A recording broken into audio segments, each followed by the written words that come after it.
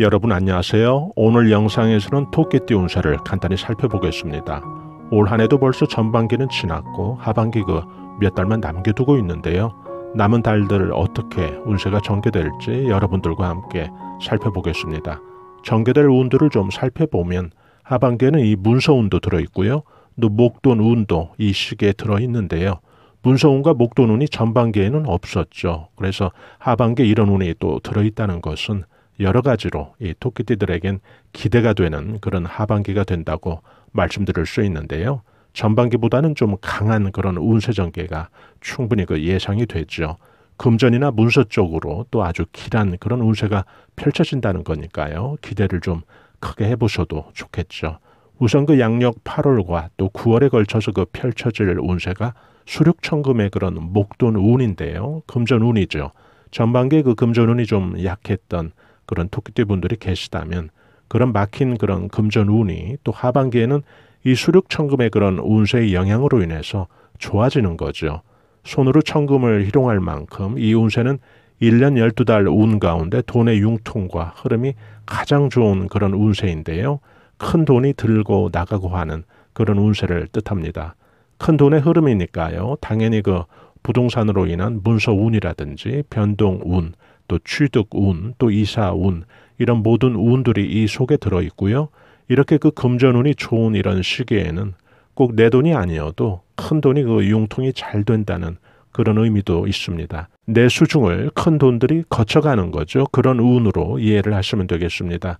이미 토끼띠 운세는 여름부터 본격적으로 운세가 좀 상승 운으로 진입하고 있다고 보시면 되는데요. 벌써 이 수륙천금의 금전운 앞에서 이미 전개된 그런 귀인의 인덕운이 있었는데요. 이 금전운에도 결국 좋은 방향으로 영향을 미친다는 거죠. 운세 전개에서요. 그런 것이 이 하반기 운의 특징인데요. 외부로부터 또 타인으로부터 도움을 받아가면서 전개되는 그런 금전운으로 이해를 하시면 되겠습니다. 귀인이 도움을 준다는 것은 인간관계로부터도 좀 좋은 그런 운세의 환경이 예상이 되는 거죠.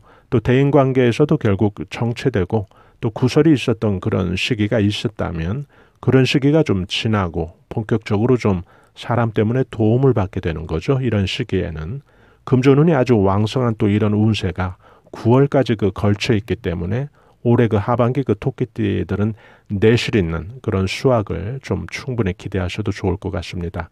항상 보면 큰 금전운이 일어나는 그런 시기에는 좀 또 조심해야 될 것도 함께 있죠. 예를 들어 생소한 어떤 투자나 또 사기의 그런 유혹 같은 거는 항상 좀 돌다리도 두들겨보는 그런 심정으로 보수적으로 또 여러분들께서 운세 대응을 할 때 금전운이 좀 밖으로 새지 않고 제대로 또 여러분들의 운으로 뿌리를 내릴 수 있겠죠.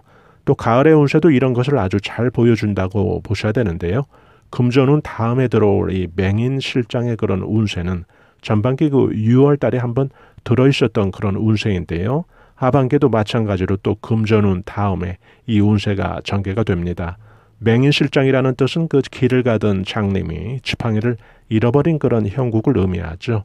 앞길에 전개될 불확실성이 생길 수가 있으니 미리 좀 신중하고 좀 주의 깊은 그런 운세 전략을 세우라는 그런 운세로 이해하시면 되겠습니다. 금전운 다음에 또 이 운세가 전개가 된다는 것은 한 해 12달 운 가운데 가장 큰 그런 금전운과 또 목돈운이 새지 않도록 금전운을 좀 잘 지키고 또 관리하라는 그런 운으로 이해를 하시면 되겠죠. 지금 설명을 해드리고 있는 이런 운세 예측은 결국 운세 작용이 어떻게 또 전개될 것인가 하는 그런 문제니까요. 크고 강한 그런 돈 운이 제대로 또 전개가 되려면 맹인실장의 또 그런 불확실성이 또 자리하지 못하도록 더 금전운을 좀 잘 단속하라는 그런 운으로 받아들이시면 되겠죠. 돈을 거래하고 또 빌려주게 된다면 특히 이런 시기에는 운세 작용이 돈이 좀 크게 들어오고 쌓여가는 그런 운세 전개의 방향과는 좀 정반대의 그런 운세 대응이 될 수가 있으니까요. 이런 것은 좀 삼가하라는 그런 뜻도 될 수가 있고요. 또 항상 보면 금전운이 좋아지면 지출할 일들이 또 줄 서서 기다린다든지 또 어떻게 알고 또 돈을 좀 빌려줄 그런 일들이 생기는 건데요. 이런 이 시기에는 좀 피해서 계획을 세우셔야 될 것 같습니다. 이렇게 해놓으면 결국 또 제대로 된 운들이 연이어서 또 올 하반기를 아주 의미 있게 장식할 수 있을 텐데요. 들어올 운을 좀 순차적으로 또 한번 살펴보면 하반기 이 시기가 토끼띠 운세의 그 최고 절정이 될 것 같습니다. 금계포란의 운세가 찾아오는데요. 금계포란의 운세라는 것은 황금따기에 알을 품는다는 그런 운세를 뜻합니다. 재산이 모아지고 또 증식이 되는 그런 금전운수를 말하는데요. 다시 그 금전운이 전개가 된다는 것은 토끼띠의 그 하반기 운세의 그 특징을 아주 잘 보여주는 거죠. 금전 쪽으로 아주 강하게 펼쳐질 것을 보여주는 거죠. 알을 품는 그런 시기죠. 재물이 새지 않고 또 차곡차곡 이 시기에 좀 실속 있게 모아지는 그런 시기로 보시면 되겠습니다. 이 금계포란의 운세에서는 돈이 잘 모아집니다. 여러분들이 그 닭이 알을 품는 그런 과정을 좀 생각을 해보시면 또 쉽게 연상이 되실 텐데요. 작게 품었던 것 같은데 나중에 보니까 큰 돈이 만들어져 있는 그런 운세를 뜻합니다. 이 운세의 그 특징이 금전을 좀 알을 품듯 정성껏 좀 품고 늘려가는 그런 과정이기 때문에 이런 시기에는 그 황금닭이 알을 부화하는 것에만 좀 집중할 수 있는 그런 운세 대응이 필요하다는 거죠. 또 신경 쓸 일들이나 또 사람 관계에서 어떤 구설 같은 것이 생기지 않도록 알을 부화하는 일, 즉 재산을 품고 또 증식하는 일에 더 집중해야 좋은 결과가 나타난다는 거죠. 또 이런 식의 이렇게 해놓는다면 분명 그 후일에 제법 좀 기대 이상의 큰 규모의 그런 재물이 만들어져 있는 그런 운세로 보시면 되겠습니다. 동시에 또 이 알을 품는 이런 시기에는 그것이 단지 그 돈만 의미하는 것은 아니고요. 이런 운세가 그 전개가 될 때는 결국 사람도 알을 품듯이 잘 이 시기에 품어 놓으면 또 사람을 품는다는 것은 결국 인간관계를 좀 잘 맺고 관리해 놓으면 그것이 그 후일에 또 여러분들이 어려울 때 큰 그 귀인의 역할이 된다는 그런 운도 함께 들어 있습니다. 사람 관계도 좀 잘 품어 놓을 그런 필요가 있다는 이야기죠. 75년 을묘생이나 또 63년 개묘생 분 가운데 전반기에 좀 많이 힘드셨던 그런 토끼띠 분들도 계실 텐데요. 이 하반기에는 좀 강한 그런 문서운이 있어서 운들이 좀 눈에 띄게 좀 전반기와는 좀 확연히 다른 그런 반전된 운세가 펼쳐질 가능성이 아주 높습니다. 다른 생년의 모든 또 토끼띠 분들도 마찬가지죠. 이 토끼띠 운세의 그 강한 상승운은 하반기에 더 집중되어 있고 또 연말로 갈수록 그 운은 더 크게 영향을 줄 가능성이 아주 많습니다. 그래서 전반기에는 좀 위축된 그런 운세 대응을 하셨다면 하반기에는 조금 더 좀 공격적이고 좀 진취적인 앞으로 계속 나가는 뭔가를 좀 크게 잡는 성취하는 그런 쪽으로 운세 대응 전략이 더 유효할 것으로 판단이 되고요. 그리고 이 문서운은 금계포란의 금전운이 전개된 다음에 펼쳐지기 때문에 더 강한 문서운으로 나타날 수 있다는 건데요. 이 작선연달의 이 문서운은 사전적인 뜻은 솔개가 식욕이 아주 왕성해져서 까치집을 빼앗아 먹는 그런 운세를 뜻하는데요. 마치 그 운세도 문서를 좀 잡고 또 취하는 그런 힘이 아주 강할 것을 암시한다고 보시면 되겠죠. 문서 운이니까요. 부동산 관련해서 부동산의 어떤 매수라든지 또 체결, 취득, 이사, 또 변동 등이 다 이 속에 포함되어 있고요. 부동산 문서뿐만 아니라 시험을 준비 중인 또 그런 분들은 시험에 합격하는 운, 또 자격증을 취득하는 운, 또는 뭐 운전면허증도 결국 작은 문서로 보시면 되니까요. 우리 그 생활에서 우리가 좀 경험하는 다양한 일들에서 우리가 뭔가를 좀 잡게 되고 얻게 되고 또 성취하게 되는 그런 것들이 모두 이 문서운 속에 또 포함되어 있는 거죠. 또 장사나 사업을 하시는 분들 같으면은 매출이 또 이런 시기에는 크게 나아지고 또 장사나 사업이 좀 잘 되는 거죠. 또 모든 그 토끼띠 분들이 그 피부로 체감할 수 있는 좀 확연히 전반기와는 좀 다른 그런 운세 전개가 될 수밖에 없는데요. 지지로 그 음기운의 목인 이 토끼띠 입장에서 좀 살펴볼 필요가 있는데요. 정유월, 무술월, 또 기해월로 이어지는 이 시기에 각 달들의 그 천간과 지지를 좀 살펴볼 필요가 있다는 이야기죠. 음기운의 그 힘을 실어주는 이 정화라고 하는 이 천간의 그 상생의 에너지가 이 시기에 보이는데요. 불기운이 그 도움을 주는 거죠. 오행의 또 보완이 또 이 시기에 아주 제대로 구비를 갖추도록 그 운세가 달 운에서 또 전개가 된다는 점이 아주 좋아 보입니다. 쉽게 비유를 또 해볼까요? 이 문서운을 확정 지으려면 또 도장을 찍어야 되는데요. 이 문서운 다음에 오는 이 상간유수의 운세가 바로 그 역할을 해준다고 보면 되겠습니다.